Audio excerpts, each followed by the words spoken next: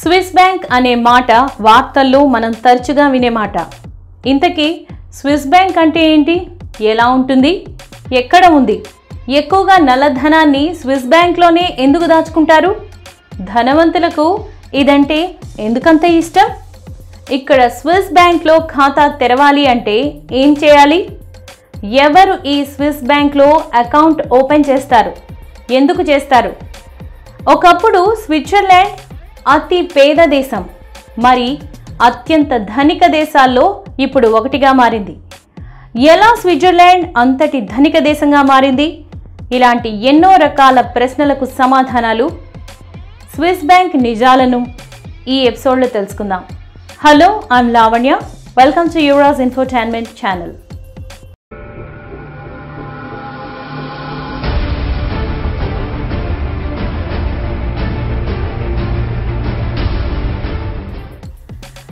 స్విట్జర్లాండ్లోని మ్యూనిక్ నగరంలో ఎటు చూసినా యూబీఎస్ వంటి బ్యాంకులే కనిపిస్తాయి. స్విస్ బ్యాంక్లో ఖాతా తెరవడం అంటే పెద్ద విషయమైతే ఏం కాదు. ఎవరైనా తమ పేరు మీద ఖాతా ఈజీగా తెరిచేయచ్చు. కేవలం 2,68,000 రూపాయలుంటే చాలు స్విస్ బ్యాంక్లో అకౌంట్ తెరిచేయచ్చు. స్విస్ బ్యాంక్ అకౌంట్ ఇంటర్నెట్ ద్వారా ప్రపంచంలోని ఎక్కడి నుండైనా ఇంట్లో కూర్చుని అకౌంట్ని ఓపెన్ చేసేయచ్చు. అంతేకాదు, ఆ బ్యాంక్ యొక్క ఈమెయిల్ ద్వారా కూడా ఏ వ్యక్తి అయినా ఖాతాని తెరవవచ్చు.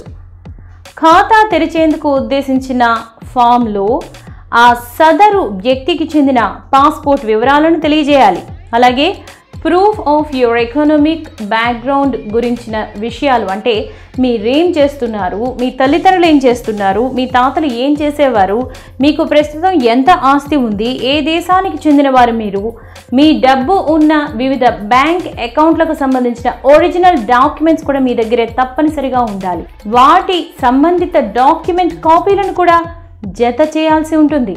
అలాగే ఆయా డిపాజిట్ వివరాలకు సంబంధించిన డాక్యుమెంట్స్, అంతేకాదు ఏ కంపెనీ పేరున అకౌంట్ ఓపెన్ చేయాలి అని అనుకుంటున్నారో ఆయా వివరాలను కూడా ముందుగానే తెలియజేయాల్సి ఉంటుంది.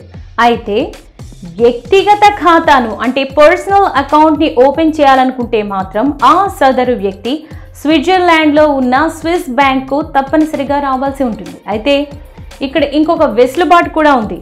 ఏజెంట్ల సహాయంతో కూడా స్విస్ బ్యాంక్ ఖాతాలను తెరవచ్చు.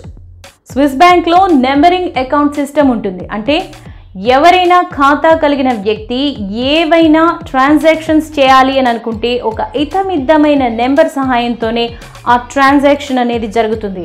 ఈ నెంబర్ ఖాతాదారునికి, అలాగే అక్కడి బ్యాంక్ మేనేజర్కి, అలాగే కొందరు సంబంధిత అధికారులకు మాత్రమే తెలిసి ఉంటుంది. అంతేకాని ఈ నెంబర్ గురించి ఏ విషయము ఇంకెవ్వరికి తెలియనివ్వరు. ఈ నెంబరింగ్ సిస్టమ్ వల్ల ఖాతాదారుని వివరాలు, ఐడెంటిటీ ఎవ్వరికీ తెలియవు. సింపుల్గా చెప్పాలంటే వారికి ఒక కోడ్ వర్డ్ ఇవ్వబడుతుంది. ఈ కోడ్ వర్డ్ ద్వారానే డబ్బును జమ చేయటం లేదా డబ్బును విత్డ్రా చేయటం అనేది జరుగుతుంది. ఇదే నల్లధనం దాచుకునే వారికి వరమైంది. అందుకే అక్రమార్జన చేసేవారు బ్లాక్ మనీని దాచుకునేందుకు సురక్షితమైన ప్రదేశంగా ఈ బ్యాంక్స్ని భావిస్తారు. అయితే ఇక్కడ ఇంకొక ముఖ్యమైన విషయం ఉంది. స్విస్ బ్యాంక్లో డబ్బు దాచుకోవాలి అని అనుకునేవారు ఆయా దేశాల డబ్బును స్విస్ కరెన్సీ అయిన స్విస్ ఫ్రాంక్ల రూపంలోనే జమ చేయాల్సి ఉంటుంది. ఫర్ ఎగ్జాంపుల్, భారతదేశంలో ఉన్న ఒక వ్యక్తి స్విస్ బ్యాంక్లో డబ్బును దాచుకోవాలి అని అనుకుంటే ఆ వ్యక్తి ముందుగా తన దగ్గరున్న భారతదేశపు రూపాయి నోట్లను స్విట్జర్లాండ్ దేశపు స్విస్ ఫ్రాంక్లుగా మార్చుకోవాల్సి ఉంటుంది. అప్పుడే స్విస్ బ్యాంక్లో జమ చేయడానికి వీలు కలుగుతుంది. స్విస్ బ్యాంక్ వారు తమ ఖాతాదారుల వివరాలను చాలా రహస్యంగా ఉంచుతారు. ఖాతాదారుల అకౌంట్లో ఎంత డబ్బు ఉంది, ఎక్కడి నుంచి వచ్చింది, ఎప్పుడు జమ అయింది, ఏ దేశం నుండి ఎక్కడి నుంచి పంపించారు అని ఇలాంటి వివరాలను సీక్రెట్గా ఉంచుతారు. స్విట్జర్లాండ్ దేశ ప్రభుత్వ చట్టాల ప్రకారం స్విట్జర్లాండ్కి చెందిన మెయిన్ బ్యాంకుకు, ఇంకా అక్కడ ఉన్న ఇతర వాణిజ్య బ్యాంకులు అన్నింటికీ కూడా అటానమీ ఇచ్చేశారు. అంటే అవి వాటి స్వయం ప్రతిపాదితంగా వ్యవహరించే అధికారాన్ని కలిగి ఉంటాయని, వాటి రూల్స్ని అవే రూపొందించుకొని వ్యవహరిస్తాయని దీని అర్థం. స్విట్జర్లాండ్ దేశం ట్యాక్స్ను చెల్లించకపోవడాన్ని నేరంగా పరిగణించదు. ఈ కారణాలన్నింటి వల్ల స్విస్ బ్యాంక్లో ప్రపంచవ్యాప్తంగా ఉన్న కుబేరులు, కంపెనీలు, నల్లధనాన్ని కలిగిన వ్యక్తులు వారి డబ్బును, ధనాన్ని చాలా ప్రశాంతంగా ఇక్కడ దాచుకుంటారు. స్విట్జర్లాండ్లో బ్యాంకుల హిస్టరీని ఒక్కసారి చూస్తే 1741లో మొట్టమొదటిసారిగా ఈ స్విట్జర్లాండ్లో బ్యాంక్ను ఓపెన్ చేశారు. ఆ తర్వాత ప్రైవేట్ బ్యాంకులు చాలానే పుట్టుకొచ్చాయి. 1934లో స్విట్జర్లాండ్ గవర్నమెంట్ ఒక రూల్ని తీసుకొచ్చింది. దాని ప్రకారం స్విస్ బ్యాంక్లో ఉన్న అకౌంట్ హోల్డర్స్ యొక్క ఇన్ఫర్మేషన్ని బయటకు తెలియనీయకుండా గట్టి చట్టాలను చేసింది.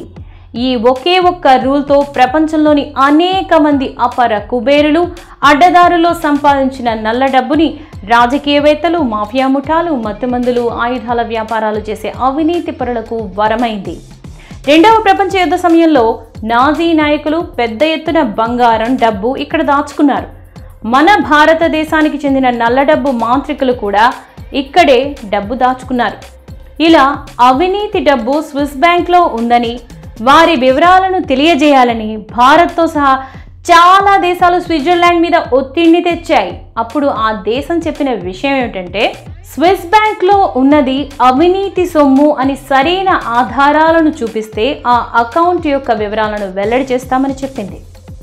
సరే, బ్యాంకుల్లో డబ్బు దాచినంత మాత్రాన స్విట్జర్లాండ్ అంత ధనిక దేశంగా ఎలా మారింది అని డౌట్ రావచ్చు.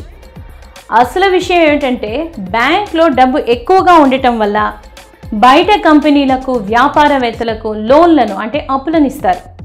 ఈ అప్పులకు వడ్డీలు వస్తాయి. ఆ వడ్డీల వల్ల బ్యాంకులకు లాభం వస్తుంది. అలాగే దేశానికి కూడా లాభమే. ప్రపంచంలో జరిగిన ఏ యుద్ధంలో కూడా ప్రత్యక్షంగా లేదా పరోక్షంగా కూడా ఈ దేశం పాల్గొనదు. కానీ సైనిక బలం మాత్రం చాలా పెద్దది. ప్రత్యక్ష ప్రజాస్వామ్యం ఇక్కడ ఉంది. అంటే చట్టం దగ్గర నుంచి పాలసీల వరకు అన్ని ప్రజలు డైరెక్ట్గానే నిర్ణయిస్తారు. సుమారు 84 లక్షల మంది ప్రజలు ఈ దేశంలో ఉన్నారు. భూమి మీద ఉన్న అత్యంత సుందరమైన ప్రదేశాల్లో ఒకటిగా స్విట్జర్లాండ్ ఉంది. సంతోషంగా ఉన్న ప్రజలు ఉన్న దేశానికి కూడా Switzerland care of address. Hollywood నుంచి టాలీవుడ్ వరకు చిత్రాలను ఇక్కడ చాలా ప్రదేశాల్లో చిత్రీకరిస్తూ ఉంటారు. మొత్తం ఏటికేడు ప్రపంచవ్యాప్తంగా క్రైమ్ రేట్ పెరుగుతూ ఉంటే స్విట్జర్లాండ్లో మాత్రం క్రైమ్ రేట్ చాలా తక్కువ స్థాయిలో ఉంది. స్విట్జర్లాండ్ చాక్లెట్లతో పాటు స్విస్ వాచ్లకు కూడా ప్రసిద్ధి చెందింది. స్విట్జర్లాండ్లో ప్రజలు German, French, Italian and Romans భాషలను మాట్లాడతారు. ఇప్పుడు ఇంకొన్ని ఫ్యాక్ట్స్ని తెలుసుకుందాం. మీకు తెలుసా, 2016 లెక్కల ప్రకారం స్విస్ బ్యాంకులలో డబ్బు దాచుకున్న పౌరుల పరంగా ప్రపంచంలో భారతదేశానికి 75వ స్థానం దక్కింది. ఈ స్థానం ప్రతి సంవత్సరం మెరుగుపడుతూ వస్తోందంటే నల్ల డబ్బు కుబేరుల సంఖ్య ఎంత వేగంగా భారతదేశంలో పెరుగుతోందో అంచనా ఈజీగానే వేయొచ్చు. స్విట్జర్లాండ్లోని కేంద్ర bank Swiss national bank SNB విడుదల చేసిన సమాచారం ప్రకారం ఈ జాబితాలో యూకే అగ్రస్థానంలో నిలిచింది. రెండవ స్థానంలో అమెరికా ఉంది. భారతదేశానికి 75వ స్థానం దక్కింది. ఆ మధ్య విక్రమ్ ధీరాని ఎలా స్విస్ బ్యాంక్లో అకౌంట్ ఓపెన్ చేశారు అనే విషయమే అరవింద్ కేజ్రీవాల్ కొన్ని స్విస్ బ్యాంక్లలో ఎలా ట్రాన్సాక్షన్స్ జరిగాయో ఒక ప్రెస్ మీట్లో వివరించడం కూడా జరిగింది. ఏది ఏమైనా స్విస్ బ్యాంక్లోని నల్లధనాన్ని భారతదేశ నాయకులు బయటకు తీసుకువచ్చే శుభదినం రావాలనే అందరం కోరుకుందాం. మీకు ఈ ఎపిసోడ్ నచ్చితే మీ ఫ్రెండ్స్కి చెప్పండి. యువరాజ్ ఇన్ఫోటైన్మెంట్ ఛానల్ని సబ్స్క్రైబ్ చేయండి, లైక్ చేయండి, షేర్ చేయండి. And thank you for watching.